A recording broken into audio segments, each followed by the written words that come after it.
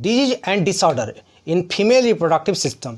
तो आज हम समझने वाले हैं disease and disorder female reproductive system, यानी कि फीमेल रिप्रोडक्टिव सिस्टम में कौन कौन सा आपको बीमारी होती है, यानी कि कौन कौन सा रोग होता है। तो हमें समझना है कौन कौन सा रोग। आपको ब्रेस्ट कैंसर सबसे पहले जानेंगे, उसके बाद सर्वाइकल कैंसर जानेंगे, तीसरा ओफोरोसाइटोसिस यानी कि ओवेरियन सिस्ट के नाम से जानेंगे, है ना।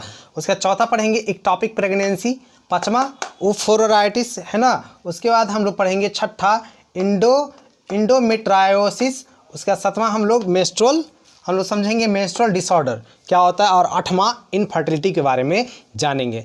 तो हम लोग स्टार्ट करते हैं। पहला है ब्रेस्ट कैंसर, है ना। तो ब्रेस्ट कैंसर जनरली किस में होता है, आपको चाइल्डहुड में नहीं होता है, आपको लगभग आपको जनरली एजिंग के अकॉर्डिंग देखा जाए तो 30 इयर्स में आपको क्या होता है, ब्रेस्ट कैंसर होता है। तो ब्रेस्ट कैंसर में क्या करना पड़ता है, आपको ब्रेस्ट को ही कट कर दिया जाता है, एनाटॉमिकल, है ना, यानी कि मैस्टेक्टोमी किया जाता है ब्रेस्ट का, यही आपका इसका इलाज होता है ना। तो ब्रेस्ट कैंसर हुआ। दूसरा है cervical cancer. Cervical cancer cervix में होता है, जबकि ब्रेस्ट कैंसर किस में हो रहा है, ब्रेस्ट कैंसर में, ब्रेस्ट वाले पार्ट में, है ना, आपको फीमेल ब्रेस्ट में। आपको यहाँ सर्वाइकल है, सर्वाइकल फीमेल के किस हिस्से में, आपको जो है सर्विक्स वाले पार्ट में होता है, वहाँ पर कैंसर, डेट इज क्या कहलाता है, सर्वाइकल कैंसर। सर्वाइकल कैंसर को ठीक कैसे किया जाता है, या तो सर्जिकल रिमेडी है, या तो रेडिएशन से ठीक किया जाता है।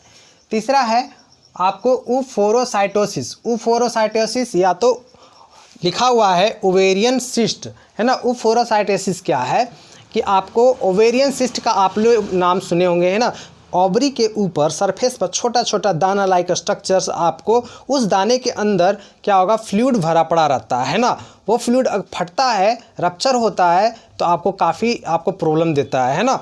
तो इस तरीके से आपको जनरली देखा जाता है कि ये जो रप्चर जो फॉलिकल है, इस रप्चर सिस्ट को जनरली रिमेडी किया जाता है, सर्जिकल रिमेडी तो लास्ट यानी कि एजिंग में किया जाता है, ओल्ड स्टेज में किया जाता है। या धीरे धीरे यह आपको सिस्ट है जो धीरे धीरे छोटा भी होता जाता है। आई बात समझ में। तो डेट इज क्या कहलाता है, ओवेरियन सिस्ट। ओके, तो इस तरीके से आपको ओवेरियन जो सिस्ट है जनरली प्रेगनेंसी के समय में आपको जनरली क्या हो जाता है, काफ़ी नगण्य हो जाता है ना, नेग्लिजिबल हो जाता है। नेक्स्ट है चौथा है इक्टोपिक प्रेगनेंसी। इक्टोपिक प्रेगनेंसी हम लोग किसे कहते हैं, जानते हैं, समझते हैं। जब प्रेगनेंसी आप जानते हैं, प्रेग्नेंट होते हैं तो हम लोग जानते हैं कि इम्प्लांटेशन कहाँ होता है प्रेगनेंसी के टाइम में। इम्प्लांटेशन जो जनरली होता है ब्लास्टुला का, यानी कि ब्लास्टोसिस्ट का, आपको कहाँ पर, यूटेराइन लेयर में। लेकिन यहाँ पर इक्टोपिक प्रेगनेंसी यह है कि इसमें आपको इम्प्लांटेशन प्रोसेस जो होगा कहाँ पर, फैलोपियन ट्यूब में होगा, यानी कि ओविडक्ट में होगा। इस तरीके से ओविडक्ट में आपको क्या होना, इम्प्लांटेशन होना, यह एक प्रकार का बीमारी हो गया, एक प्रकार का डिसऑर्डर, डिजीज हो गया। इसीलिए हम लोग कहते हैं इसे इक्टोपिक प्रेगनेंसी के नाम से जानते हैं। नेक्स्ट है ओफोराइटिस, है ना। ओफोराइटिस, आइटिस टर्म जहाँ भी लगता है, आइटिस टर्म जहाँ भी लगेगा, है ना, आइटिस टर्म जहाँ भी लगेगा, आइटिस मतलब इन्फ्लामेशन होता है ना। यहाँ पर ओवरी क्या होगा, इन्फ्लामेट कर जाएगा, यानी कि वो हद से ज़्यादा बड़ा हो जाएगा, है ना। तो ये बीमारी क्या कहलाएगा, ओफोराइटिस है। जनरली इंडोमेट्रायोसिस प्रोसेस में इंडोमेट्रियम लेयर, इंडोमेट्रियम यानी कि जो यूटेरस का है, वो क्या हो जाता है, बाहर की ओर बेल डेवलप हो जाता है, जिसके कारण आपको काफ़ी पेनफुल होता है, पेनफुल आपको यानी कि पेनिंग होता है, यानी कि दर्द होता है ना। तो ये जो प्रोसेस है, इस प्रोसेस में क्या होता है, जनरली यह प्रोसेस देखा जाता है, तो इसमें आपको जब स्टेज जो आता है, मेनोपॉज वाला स्टेज आता है, या तो ओवेरियन को हटा दिया जाता है, तो उस समय में ये क्लियरली बीमारी या क्या हो जाता है, जनरली ठीक होने की संभावना जैसा हो जाता है ना।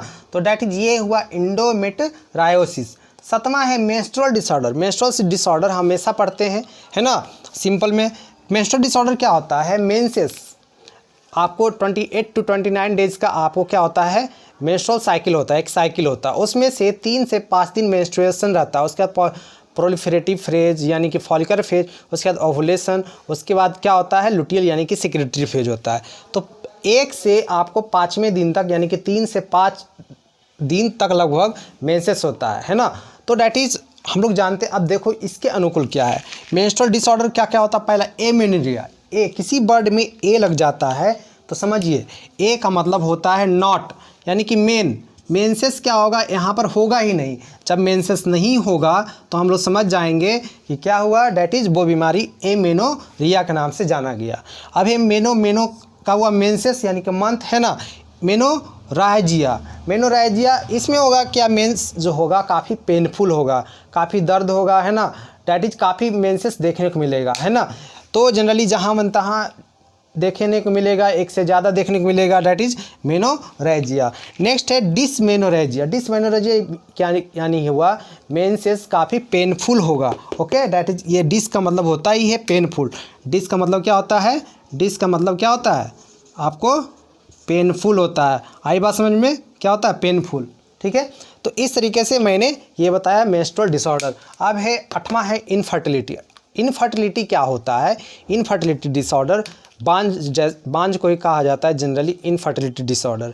इस डिसऑर्डर में जनरली सेकेंडरी oocyte के साथ स्पर्म नहीं मिल पाता, यानी कि सेकेंडरी oocyte आपको ख़राब रहता है, फीमेल का है ना, उसमें हम लोग पढ़े थे मेल का है ना, इसमें फीमेल का। तो इस डिसऑर्डर को क्या कहा जाता है, इनफर्टिलिटी के नाम से जानते हैं। तो इस तरीक़ा से मैंने बताया इस भाग में disorder of female reproductive system.